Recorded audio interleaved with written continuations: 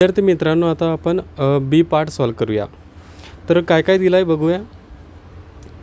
PR7 दिलं आहे मित्रांनो. हे बघा, हे डायग्राम आपण हे डायग्राममध्ये PR7 आहे. सो लिहूया PR इज इक्वल टू 7. आणखी काय दिलं आहे, PQ 10 दिलं आहे. PQ इज इक्वल टू 10 दिलं आहे.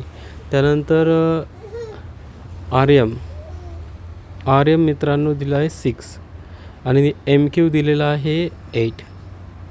ठीक आहे. हे सगळं दिलं आहे आणि यामध्ये पण आपल्याला चेक करायचं आहे की रे PM हा अँगल QPRचा अँगल बायसेक्टर आहे की नाही. सेम मित्रांनो प्रोसेस लक्षात ठेवा. अँगल Pला चेक करायचं आहे ना, तर आपण सुरुवात Pपासून नाही करू शकत. आपल्याला सुरुवात एकतर R पासून करू शकतो आपण, नाहीतर आपण Qपासून सुरुवात करू शकतो. तर मित्रांनो, असं एक काम करूया, आपण R पासून सुरुवात करूया. पहिले R पासून आपण Mपर्यंत जाऊया आणि नंतर M पासून Qपर्यंत जाऊया. ठीक आहे. हा पहिला रस्ता मित्रांनो, चेक करूया. RM upon MQ.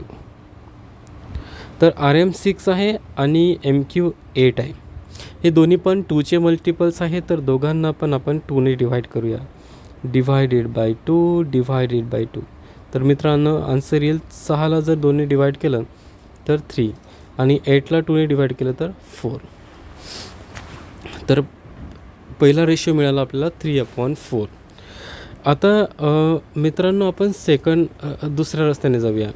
R पासून आपण Pपर्यंत जाऊया आणि P पासून आपल्याला Qपर्यंत जायचं आहे. So RP upon PQ is equal to RP किती आहे मित्रांनो, 7 आहे आणि QR किती आहे, 10 आहे. तर हे दोन रेशो आपल्याला मिळाले. हे दोन्ही रेशो इक्वल आहेत का बघा. पहिला रेशो मिळाला आपल्याला 3/4 आणि दुसरा रेशो आहे 7/10. हे दोन्ही रेशो मित्रांनो इक्वल नाही आहे.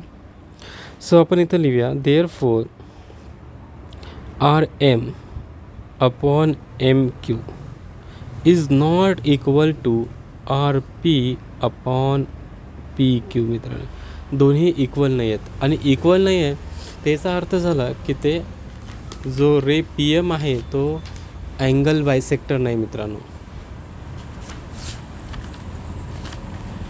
चला तर सो इथं लिहूया आपण. So ray PM is not the bisector of angle QPR म्हणा किंवा फक्त P तर म्हटलं तरी चालेल, QPR. अगदी सोपं आहे मित्रांनो.